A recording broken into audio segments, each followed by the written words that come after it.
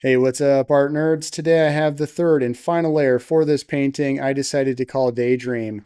This one is all about abstraction and having fun with color. I am building up on top of the previous two layers. If you want to see the full three layers, feel free to go over to my Patreon account. I will have this second and third layer in its entirety with voiceover over on my Patreon account in real time. I did end up using Liquin all the way through this painting, the medium called Liquin.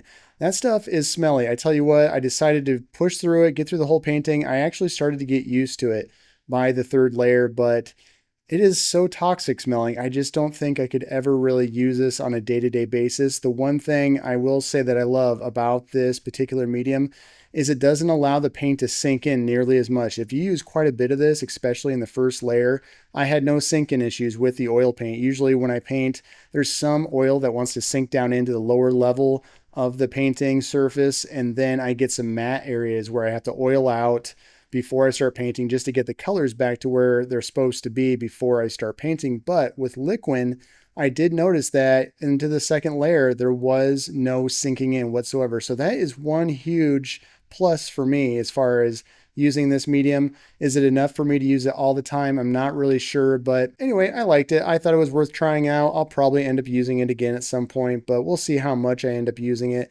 I'll have to find out or figure out what kind of additive they're using to make this dry so fast. I don't know if it's cobalt dryer or what, but it definitely dries pretty quick. The second layer, I'm not showing that. If you want to check that out, go over to my Patreon account. That was just a very subtle in-between layer to accent the first layer with some subtle blues, so it could be prepared for the third and final layer of abstraction that you see here in this painting. Now, like usual, I start with just getting my colors mixed, as you saw at the very beginning. I'm using a 12 by 16 inch panel from Trekell. This is a hardboard panel with some gesso on top and an 1.5 inch cradle. And I'm also using Trekell brushes, but I'm also using a lot of palette knives in this final painting. I want to have a lot of contrast and texture.